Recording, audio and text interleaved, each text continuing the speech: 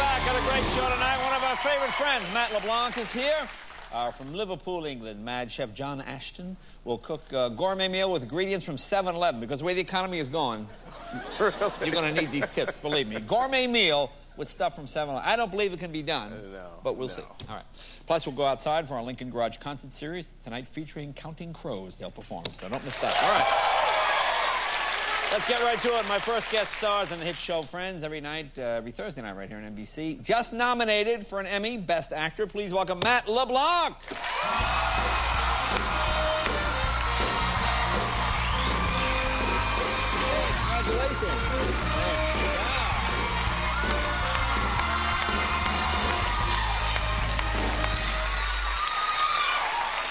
Congratulations on an Emmy nomination. Are you excited? Yeah, yeah. Yeah, it's a little overwhelming. It's like I've said it before. It's really hard to think of the show as this big thing, and that we're worthy of that kind of stuff, because we just kind of lock the door and try and be as funny as we can. Right. Go home at the end of the day. So it's very exciting. Now, do you appreciate an award like this more in the 10th year or the 9th year? You know what I'm saying? I mean, because all of a sudden you guys came on and you were. It's been the biggest show for what, the last 9 years? Yeah, well, we're going into our 9th year now. Yeah. 9th year. So things come fast and furious. I mean, do you feel like you've earned it, you've worked for it? You know what I'm saying? It would have been great to get it right away. Oh, yeah. I guess you answered the question. Yeah, I guess I feel like we put in our time and stuff like that. But just to be recognized is great. It's the greatest gig ever. It's so fun. I love those 5 actors, and the writers are great, and they just write. You just have to say it. The writing is so good. It is good, because I guess people know that the show is, is one, and the writers and everything. But this is your first as individual actor, not an ensemble cast, right?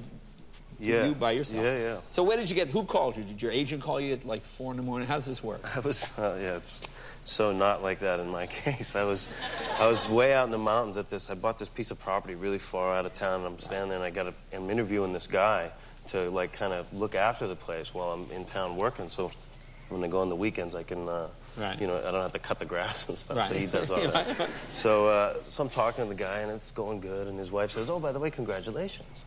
I said, "What are you talking about?" She said, "Oh, you got nominated for an Emmy." I go, "Oh, what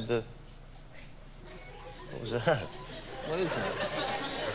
I don't know. Must be a squeak. Well, go ahead. So she goes, "You got nominated. You got nominated for an Emmy." I said, "Oh, you mean the show?" What is that? What do you got going over there? Anyway. All right, go ahead. I don't know. What could that be? I have no idea what that is. All right. Well, right. I'll tell you what we're doing before I get there. You just had a birthday. Yes. Oh, okay. Now, is there anything you wanted for your birthday? I'm like, no, not particularly. I'm always good for like a craftsman. Yeah. No, but I know you got certificate kind of thing. No, see, I heard that you got a dog, right? Didn't you get a dog, a Chihuahua or something? But when I was a kid, I had a Chihuahua. You had a Chihuahua, but you don't have a Chihuahua now. Hell no, not very massive. But why don't you have a Chihuahua now? I guess is what I meant. A Chihuahua, it's this big. I trip on it, you fall. You need a big dog. No, but do you need a big dog because you feel there's some sort of masculine thing attached to that? What do you think? Well, I got this stupid dog trying to get out of here. Oh, look at this. I knew you liked Chihuahuas. Oh, my God. Hey! I heard you wanted one. Here you go. How are you? Hey! What are you doing? Let me tell you something. That dog has been in my pocket all day. It hasn't said a word. So he said, "Oh, perfect."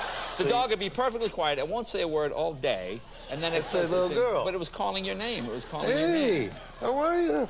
I thought, now, would you like one of these? Yeah. Well, at least you're done.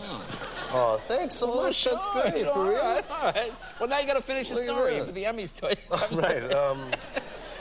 So you took him out for a walk recently, right? I didn't walk her recently. But listen, I got, these are the what? batteries that go with it. It's right here. These are the batteries. Now, it'll run down but you'll see. Just put them in there. Okay. Where they go, in the back, yeah, but right? just put them in the back. Yeah. But it's a manly dog. No, but you see, you have this thing that you have to have a manly dog, right? This is very manly. No, I don't think I've seen something but see, this manly. I know from friends that this is the dog you want, but you don't want to get one of these because you think people think you're a weenie because you have a weenie dog. Well, it's a good thing we're keeping this quiet. Yeah, well, see, that's how it works. He's Look, cute. We're going to take a break so they can bond. Right We'll be on. right back right after this. Nice. Be right back.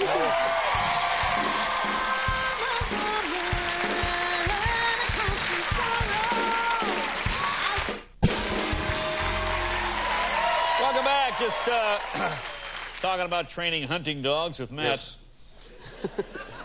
Now, where were you in, where'd you go, Alaska recently? How was that? Ooh. Yeah, I go up to Alaska every year. That place is, I don't know if you've ever been up there. It's I've been to just Alaska, yeah. so fantastic. We go helicopter snowboarding up there every year. Now, how does that work? Do you jump out? No, they kind of put the edge of it in the snow, and you kind of get out, and he just kind of disappears.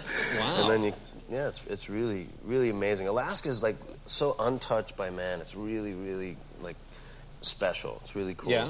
I highly recommend it. You going? You should get out there. It's pretty good. So how are you on the top of like a mountain, or I mean, how high up are you when you snowboard? Well, the thing is, the tree line in Alaska is like 2,000 feet, 2,500 feet. And here, like if you go to the local mountains around here, it's like 8,000, 9,000 feet. Right, so you can be at 5,000, 6,000 feet where there's plenty of oxygen. It's just giant powder balls, really fun, and there's no trees to hit. So you cartwheel your brains out. It's like falling in the pool.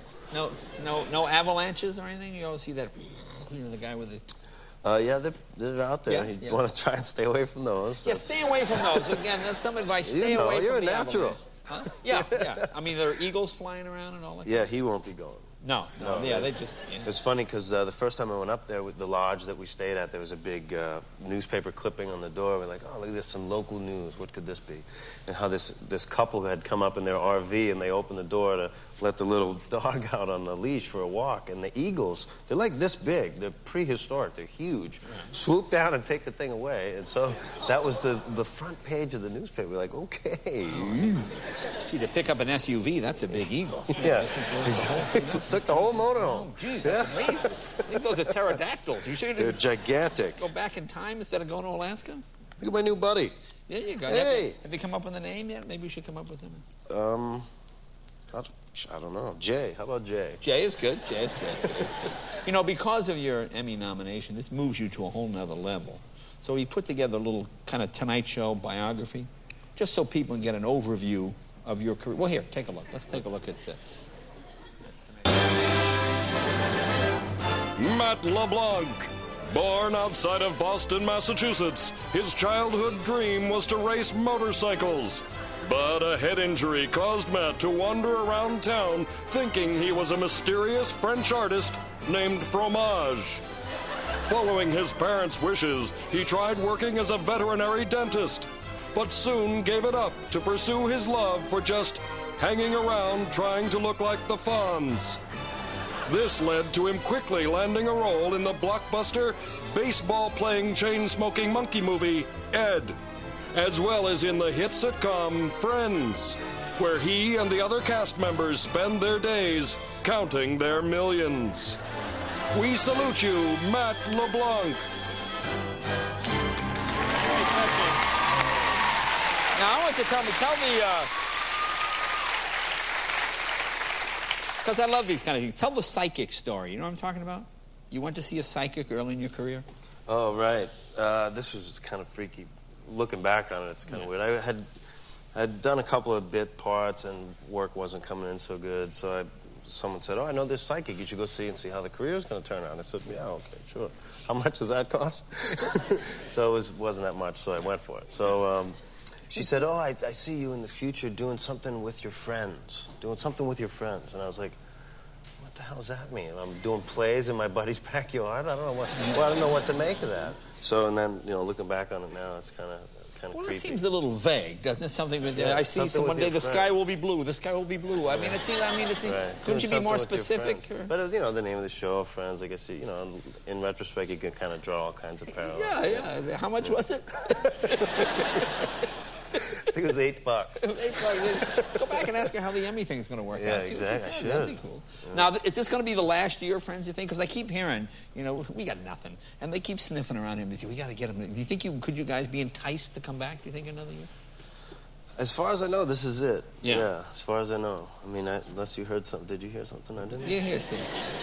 You hear things. You hear? Oh, I mean, they'd love to have you guys back. Because it's kind of your decision as a group, right? Because I know you guys think, oh, we'll go here, we'll go there. I think it's, you know, I think the executives on the show feel that this is probably a good time to end things, and it just seems like with all the conversations we've had, boy, I'm out on a limb here. Let's change the subject. All right. We got some audience car questions. Oh, I love this. Okay, these are people, let's say, how you doing? What kind of car would you choose if you could only have one in your lifetime, and would you take me for a ride in that car? You? Would I take you for who asked the question? You. I guess they're asking you. What would you ask? Well, would I take who for a ride? Is a guy or a girl? I don't know. She's. Are you over 18? That's more important, really, yes. than anything else. Well, if you're gonna have one car, what would you choose? There you go. I'd say maybe a pickup truck.